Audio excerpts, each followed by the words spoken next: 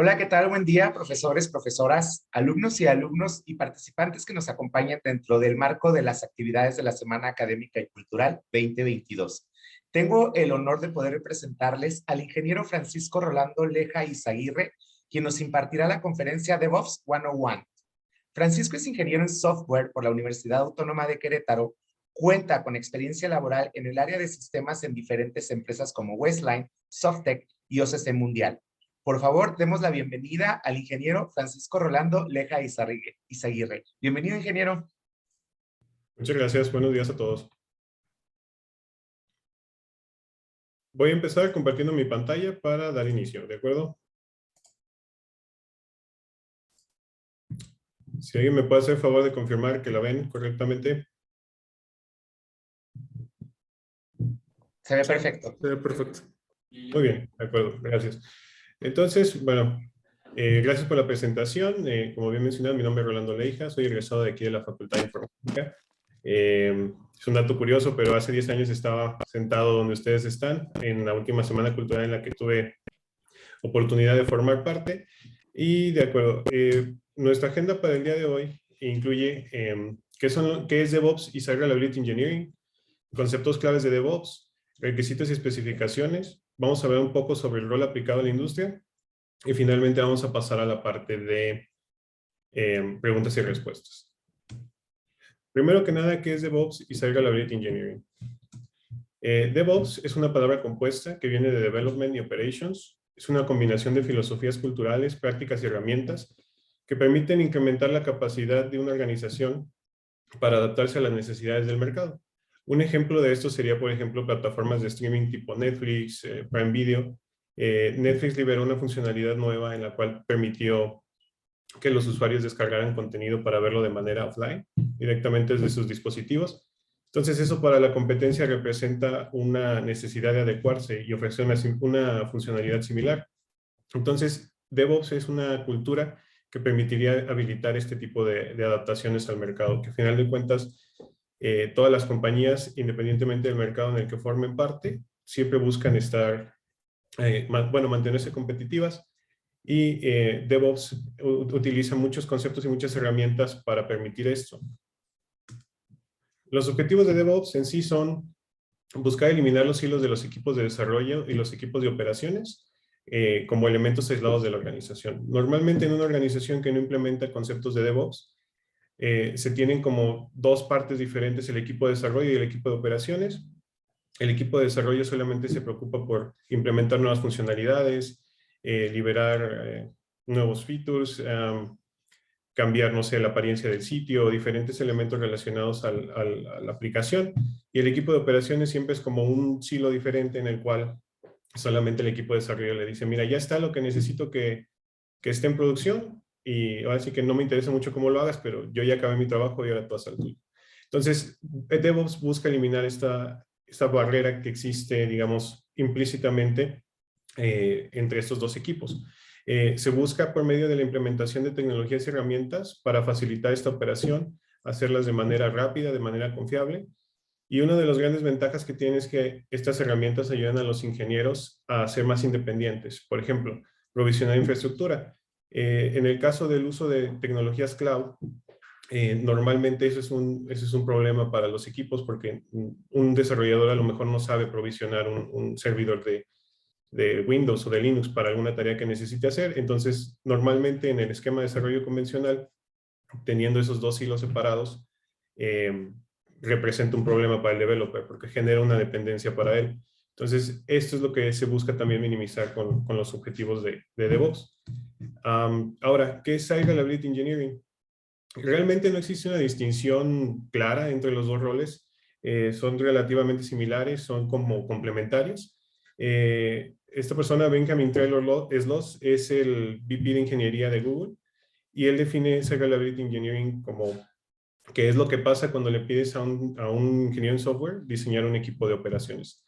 A final de cuentas, un Site Reliability Engineer busca desarrollar soluciones automatizadas para múltiples aspectos operacionales de una aplicación, ya sea desde el lado de monitoreo, atención a incidentes, planeación de deployments, y así como la capacidad de aplicaciones, como por ejemplo manejar una cantidad variable de tráfico para la aplicación, manejar alta disponibilidad, diferentes conceptos relacionados a la operación de una aplicación, ya sea web o algún tipo de servicio de backend o múltiples opciones, ¿no? Haciendo una pequeña tabla comparativa, se podría, como ustedes pueden observar, del lado de la izquierda está DevOps, del lado de la derecha está Reliability Engineer.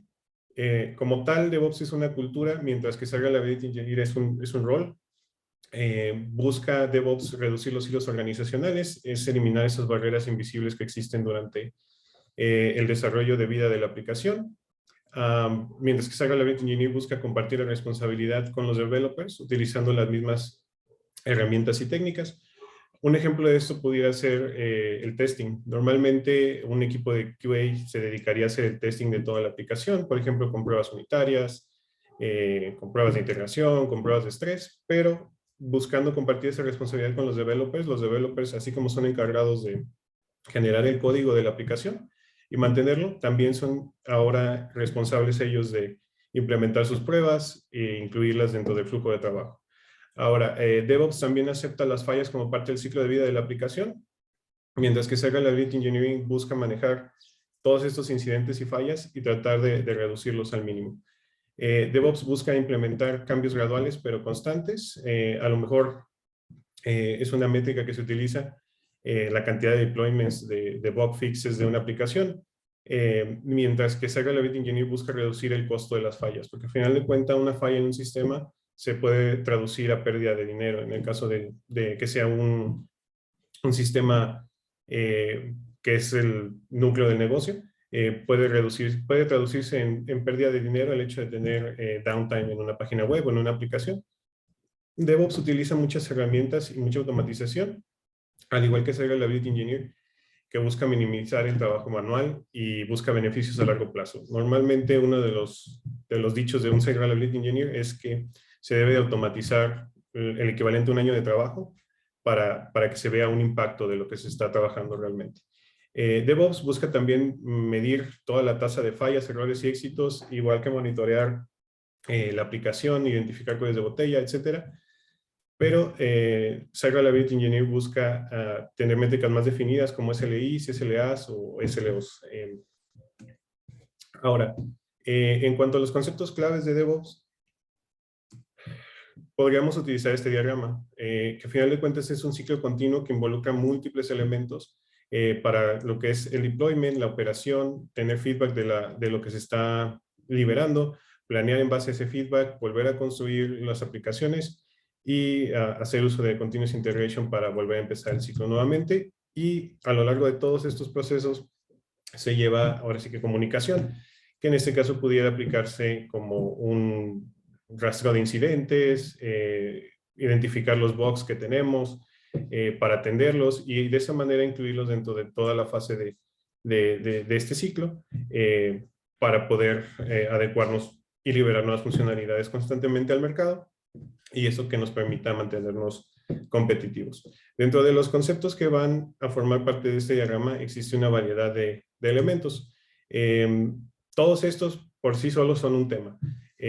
Por ejemplo, la organización de código fuente, obviamente utilizar un sistema de versionamiento de versiones, algo como tipo, no sé, Git, GitLab, GitHub, diferentes herramientas. Y también es necesario incluir dentro de esta parte de la organización del código, identificar o definir, más bien dicho, una herramienta de branching para poder hacer toda la parte de CI/CD.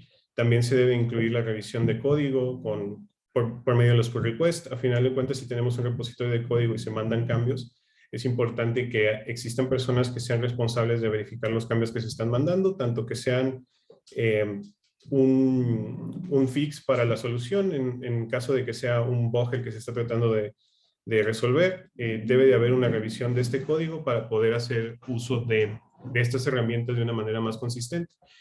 Otro de los elementos es la gestión de la configuración. Esta gestión de la configuración pudiera ser, por ejemplo, tener identificados los parámetros que tenemos nosotros para nuestras máquinas virtuales en caso de tenerlas que ejecutan el sistema productivo.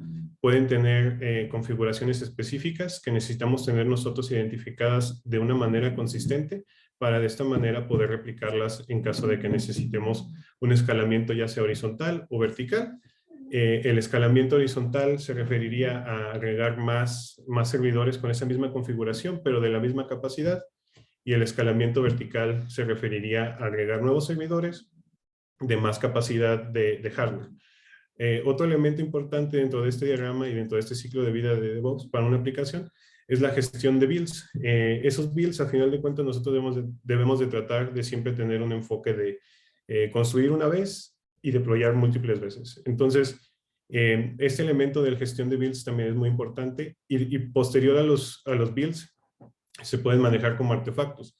Esos artefactos también se requieren manejar y es lo que nos va a permitir hacer finalmente el release de nuevas versiones para poder deployar esto a nuestros ambientes productivos y de esa manera mantenernos competitivos siguiendo las necesidades del mercado de una manera más ágil.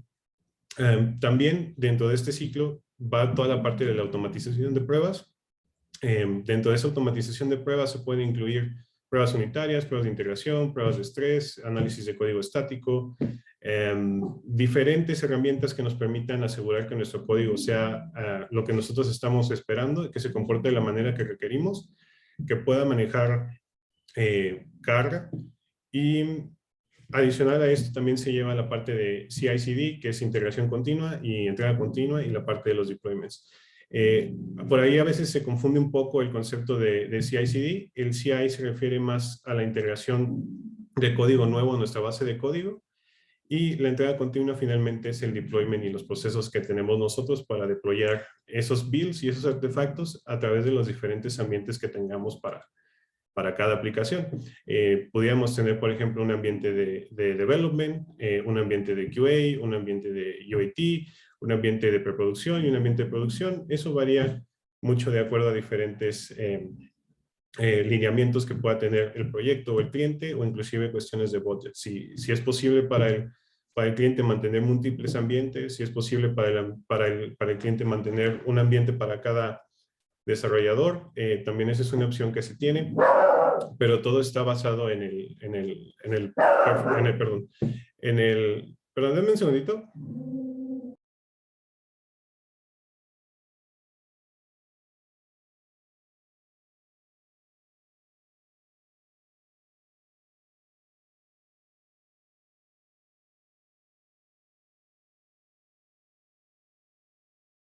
Una disculpa. De acuerdo. Entonces, toda esta parte del deployment va prácticamente automatizado y, como les comentaba, varía de acuerdo a el presupuesto que tenga cada uno de los clientes o los proyectos para tener una adecuación en base a eso, que es lo que pueden permitirse mantener. Y también, así que dentro de todo esto, se incluye el monitoreo y los indicadores de performance, que estos pueden ser diferentes métricas referentes a el comportamiento de la aplicación, la cantidad de uso de los servidores. Podemos ver si tenemos alarmas de uso excesivo de CPU, si nos estamos quedando sin almacenamiento en los servidores que estamos utilizando en producción. Todas estas diferentes cuestiones relacionadas al monitoreo que también por sí mismas son un tema. Y ahora sí, los requisitos y especificaciones para DevOps. En Internet existe una herramienta que es justamente la de esta liga, que se llama Roadmap. Específicamente existen diferentes roadmaps para diferentes disciplinas, como lo es DevOps, Full Stack Engineering, diferentes. Entonces, tomando como base esa herramienta, podemos identificar más o menos qué habilidades técnicas se necesita para hacer un DevOps. Es un poquito extensa la lista y se ve un poco cargada la lámina, pero al final de cuentas son elementos que se requieren en el día a día de un DevOps para conocer todos los aspectos de la aplicación, desde la programación, el lenguaje, conocer qué tipo de soluciones nos proveen los sistemas operativos, de qué manera podemos nosotros hacer uso de ellas para poder solucionar lo que se nos está pidiendo, los requerimientos que tenemos. Incluimos todas estas partes, igual cosas relativas a manejo de infraestructura, contenedores, diferentes herramientas, a final de cuentas, y todos tienen como común denominador que una vez que los aprendes, tienes que seguir aprendiendo y seguir complementando tus skills. Es una lámina bastante extensa, pero en resumen, deberías al menos de manejar un lenguaje de programación, ya sea de scripting o algún lenguaje compilado. Normalmente lo ideal sería tener uno de scripting, ya sea Ruby o Python, un lenguaje high performance como Golang o C, y un lenguaje que le llaman Enterprise normalmente, que es como tipo Java o .NET, que son lenguajes que se utilizan todavía mucho en las empresas. También es importante entender conceptos de sistemas operativos, cosas relativas a la administración, a cómo verificar procesos, cómo moverse en la terminal de un servidor. También se tienen que conocer conceptos de redes, de seguridad, de protocolos relativos a servidores web, proxies, load balancers, entender cuál es su funcionamiento, saber hacer un setup de esto. También manejar contenedores, orquestación de contenedores, buenas prácticas de contenedores, de cómo crear un Dockerfile, tener conocimiento de herramientas de monitoreo, que pueden ser herramientas como Prometheus, Grafana, Datadog, New Relic. Hay múltiples herramientas para el monitoreo. Ser familiar con algún proveedor de nube pública, pudiera ser AWS, pudiera ser la nube de Google, pudiera ser Azure, y aparte ser familiar con patrones de diseño para la nube. A final de cuentas, parece muy extenso. Creo que es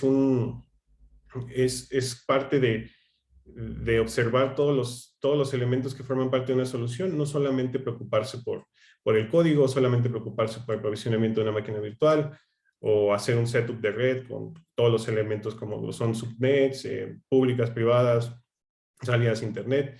Es como tener una vista completa de toda la aplicación, y puede parecer complejo, pero a final de cuentas, conforme uno va obteniendo experiencia, se va familiarizando con todos estos temas. Para verlo de una manera visual, pudiéramos decir que es más o menos esta una representación adecuada, debido a que un entry level de DevOps a lo mejor conoce, no sé, 5 de las 20 que se requieren, mientras que un Proficient ya tiene 12 de las 20 y el DevOps Senior ya tiene 18 de las 20 habilidades que se requieren.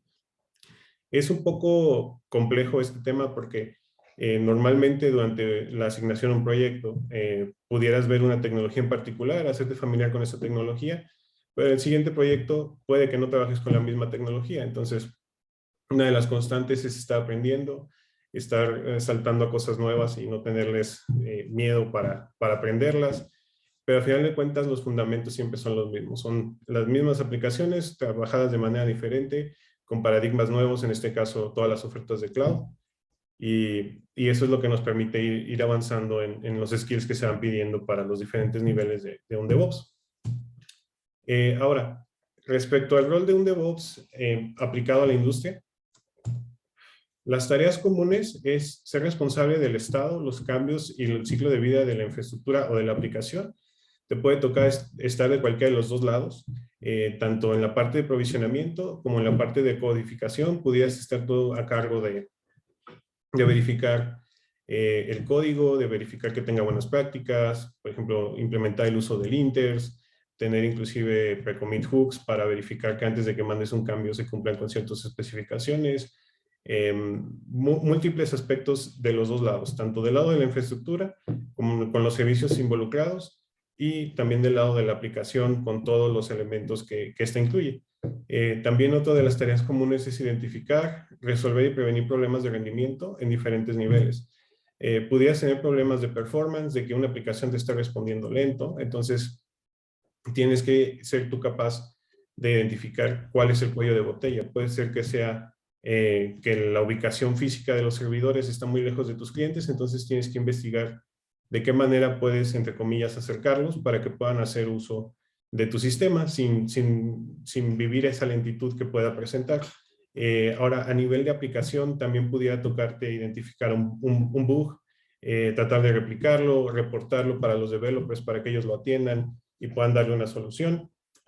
También pudieras necesitar identificar a nivel de sistema operativo si hay algún error de permisos, si hay algún faltante en la configuración, si hay algún elemento de la configuración que no está presente y alguien introdujo manualmente. Siempre es importante tener estos cambios y estas configuraciones en una manera que lo puedas hacer repetible en este caso haciendo uso de herramientas como Terraform o Ansible, Terraform para el provisionamiento y Ansible para toda la parte de Configuration Management. Y de esta manera puedes tener una base de código que te permita hacer tus configuraciones repetibles, consistentes y evitar esas variaciones y esos problemas que son muy difíciles de identificar.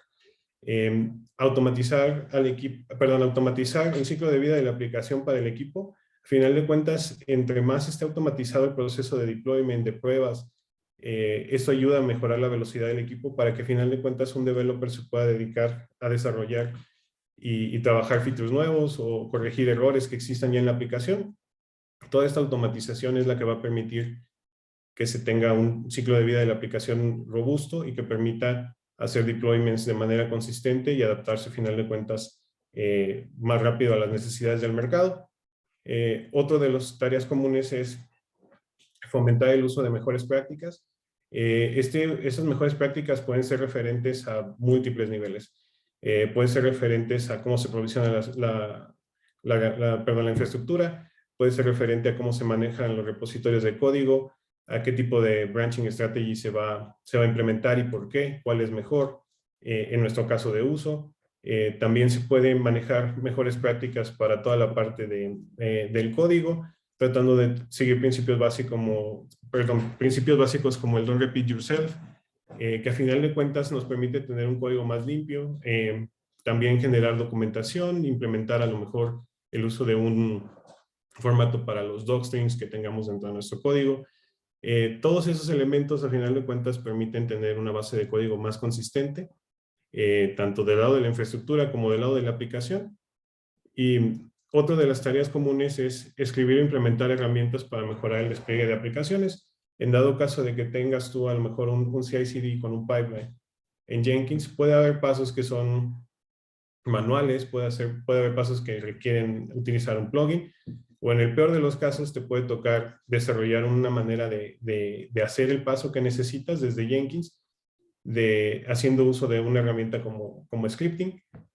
Pudieras utilizar un script de Python para hacer un build, para crear un archivo, para hacer ciertas manipulaciones que no pudieras hacer directamente con Jenkins. Ese tipo de herramientas las pudieras implementar tú como Site Reliability Engineer o DevOps Engineer. Finalmente, una de las tareas comunes, que es una de las que más disfruto yo, es el diseño de soluciones.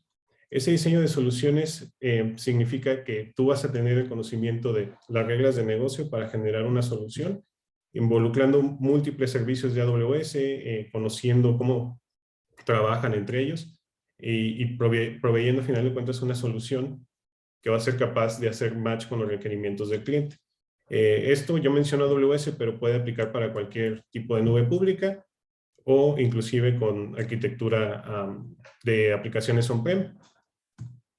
Ahora, un ejemplo de diseño de arquitectura.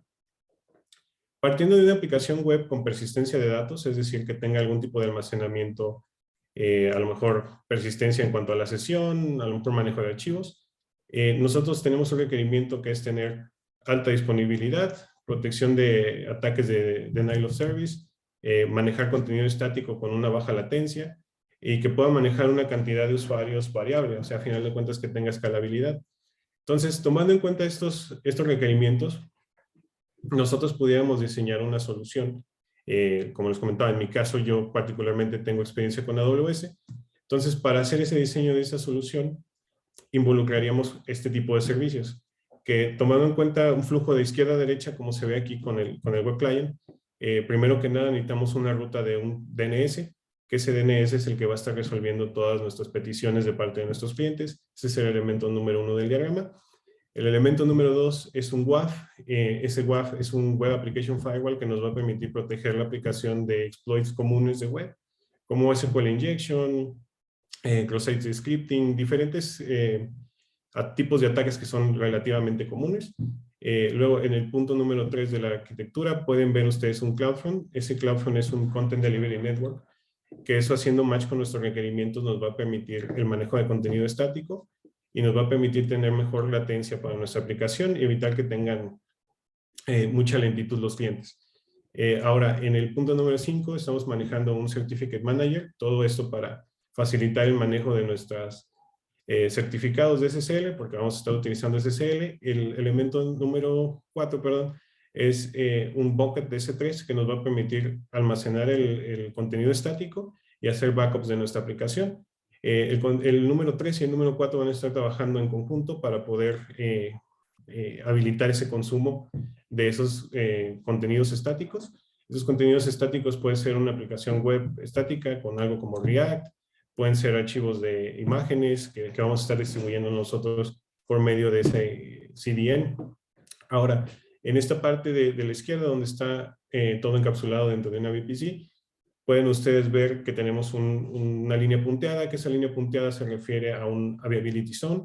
Ese Availability Zone nos va a permitir tener alta disponibilidad. ¿Por qué? Porque al final de cuentas ese Availability Zone va a ser una zona geográfica donde va a estar nuestros servidores ejecutando nuestras tareas, pero el hecho de tenerlo replicado nos va a permitir que en caso de que hubiera algún problema en la primera zona, nosotros estamos también en la segunda zona y no se va a impactar de ninguna manera al usuario.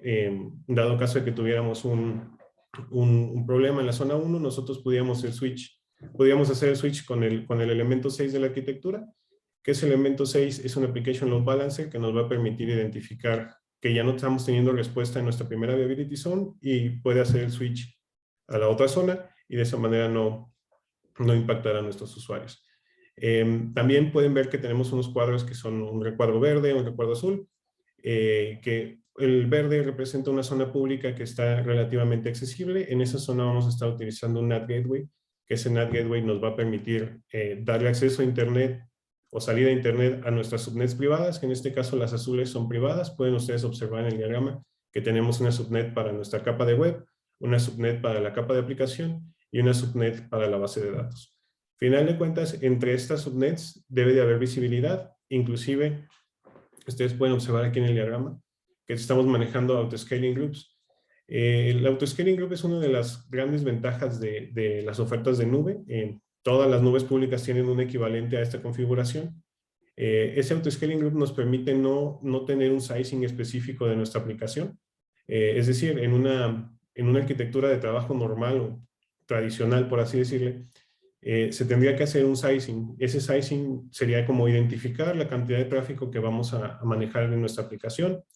En base a ese tráfico, identificar qué tipo de servidor físico nos pudiera dar esa capacidad.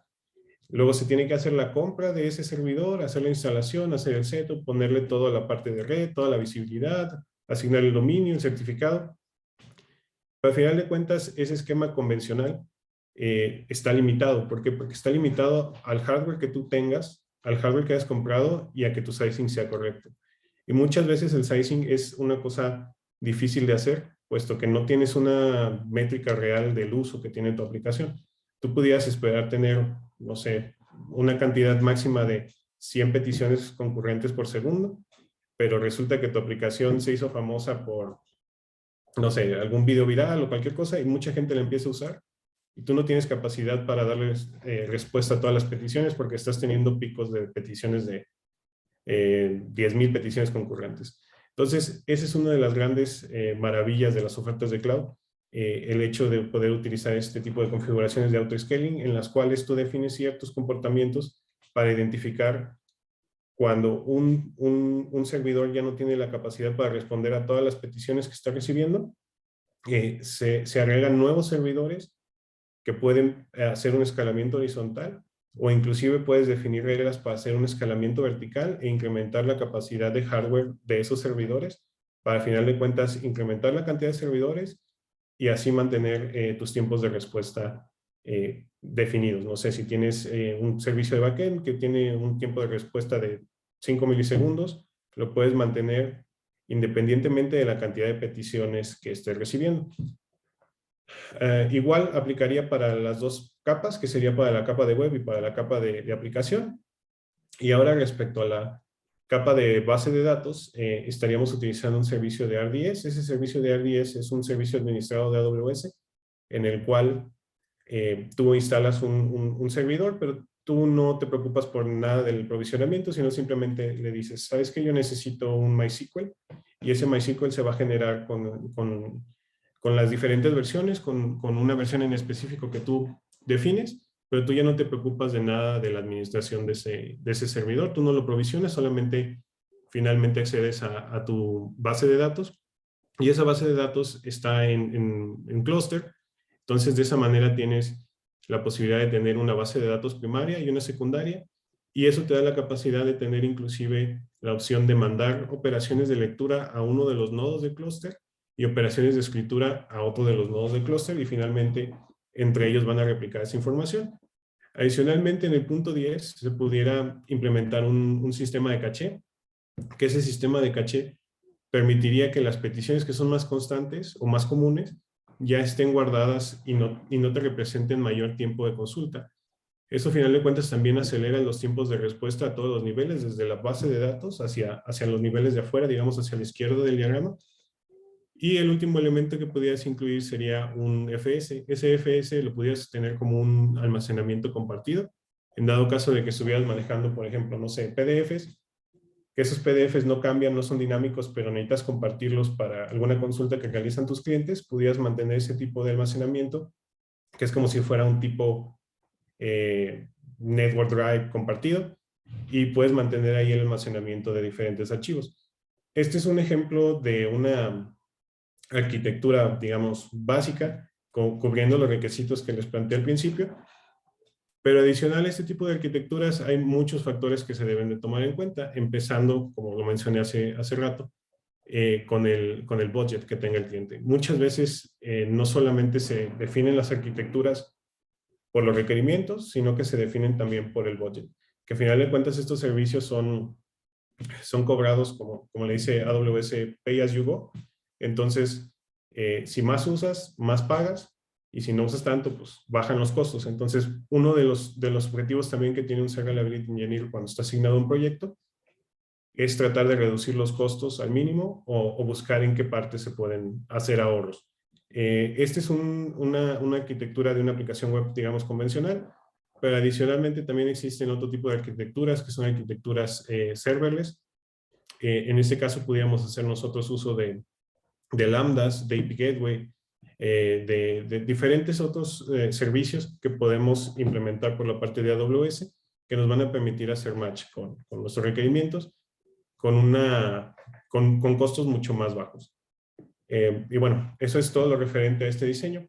Y finalmente pensé, si fuera a resumir esta presentación en una frase, la resumiría de esta manera, que debes de ser un generalista en un mundo especializado. A final de cuentas, como pudieron ver ustedes en el diagrama del roadmap de DevOps, se requiere muchísimo conocimiento, inclusive conocimientos que manejaría normalmente un sysadmin, un desarrollador, a lo mejor un database administrator, y finalmente esto es ser un generalista. Tienes que conocer un poco de todo para finalmente trabajar sobre una línea de especialización, que puede ser inclusive esta, que es el mundo de DevOps. Y finalmente les comparto mi mail de contacto en dado caso de que alguien tenga alguna pregunta, quisiera compartir conmigo alguna duda, si quisieran más recursos, yo con todo gusto les puedo compartir más información. Y eso es todo de mi parte.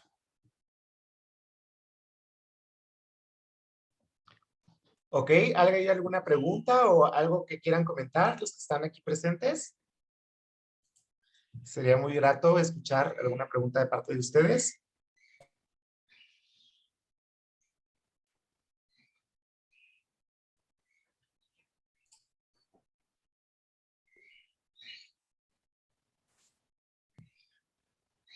Ok, yo te voy a hacer una, Rolando. Como egresado de la facultad, ¿qué dificultad has tenido en el momento de integrarte en el área laboral sobre esas áreas? ¿Tienes que tener cierta especialización o estás buscando en qué segmento enfocarte o cómo fue que te empezaste a ubicar en estas áreas porque has trabajado en empresas importantes? Bueno, creo que lo que me ha orillado a llegar a este rol es que en su momento nunca identifiqué algo que fuera lo que más me gustara cuando estuve en la facultad. Vi, pues como ustedes saben, a lo largo de la carrera se ven diferentes temas, vemos, no sé, bases de datos, redes, desarrollo, múltiples. Entonces, En su momento, cuando yo salí, nunca dije, a mí me gustan las bases de datos y me voy a meter a ver de bases de datos y voy a comprenderlas, dominarlas y todo. Nunca me pasó eso específicamente con ninguna.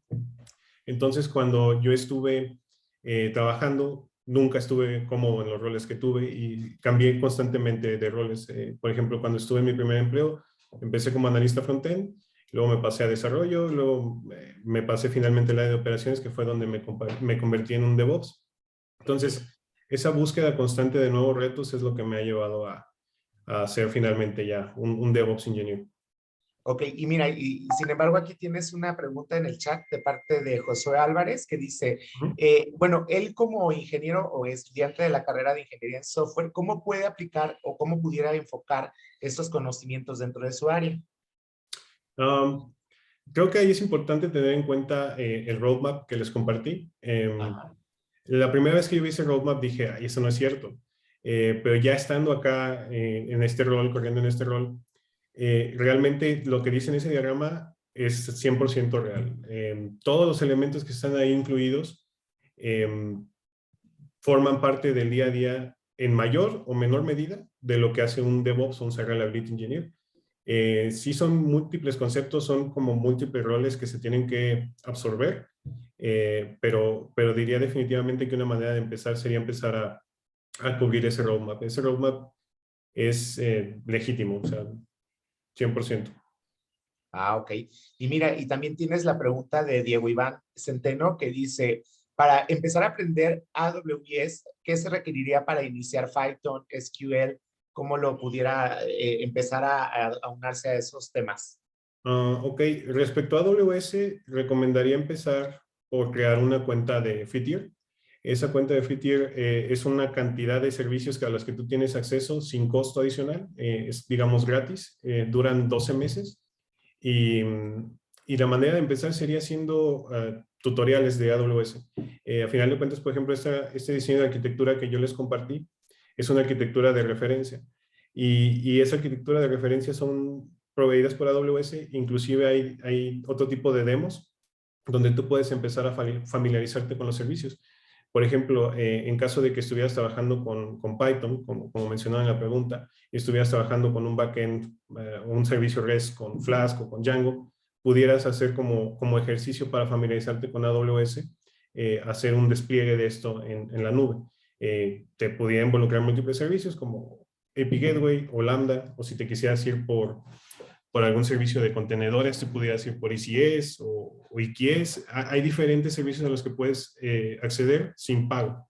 Entonces, nada más es cuestión de que tengas ahí tus alertas de consumo para que no te pases de lo que es gratis, porque entonces ahí sí ya generaría un costo para ti.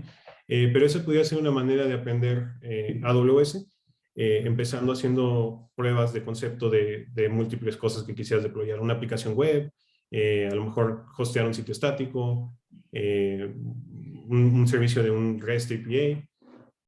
Así pudiera ser una manera de empezar. Ok, también tienes una pregunta vivo que es Diego Antonio García. Si quieres abrir tu micrófono, Diego, para que te puedan escuchar. Sí, y bueno, mi pregunta es, ¿GitHub serviría para hacer DevOps? GitHub tiene una herramienta nueva, bueno, relativamente nueva, que son las GitHub Actions. Esas GitHub Actions proveen diferentes funcionalidades que inclusive pudieran suplir algunos servicios extras.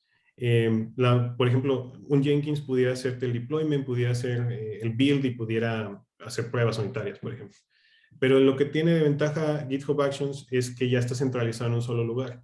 No tienes que implementar un servidor adicional con Jenkins, hacer todo el setup, sino que lo puedes manejar desde GitHub Actions.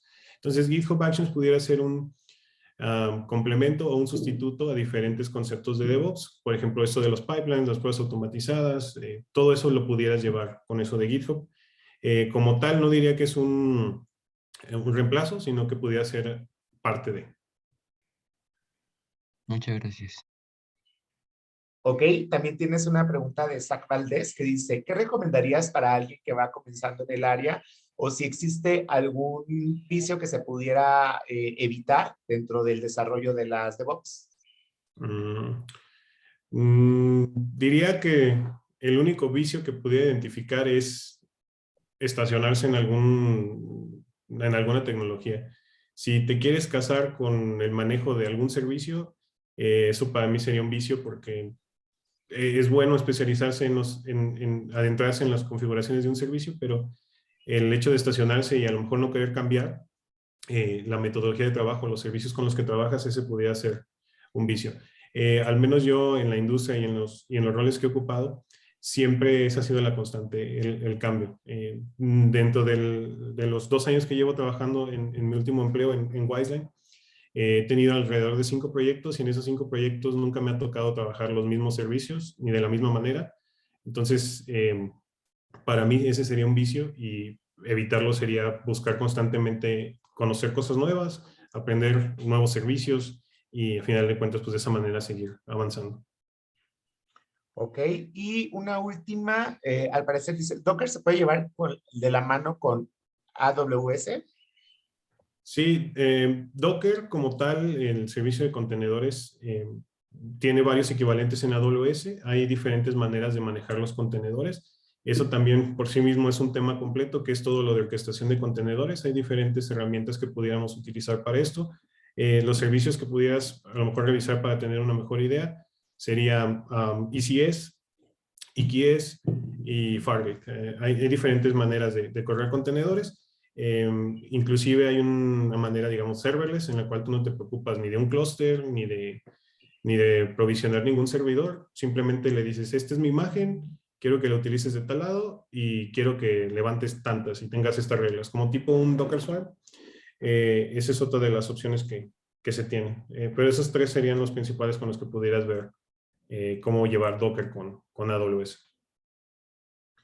Ok, pues serían todas las preguntas. Entonces no me queda más que agradecerte a nombre de la Facultad de Informática por la participación en la Semana Académica y Cultural 2022. Realmente es un honor que como egresado puedas compartir con todos tus conocimientos con los alumnos y que en algún momento, como tú lo dijiste, que estabas detrás de la pantalla como alumno, ahora a ellos les va a tocar a lo mejor en algún momento dado pues ser profesionistas como tú. Así que Sí. muchas gracias y pues sigan participando en los eventos de la Semana Cultural. Gracias a ustedes, que tengan buen día. Igualmente, hasta luego. Hasta luego.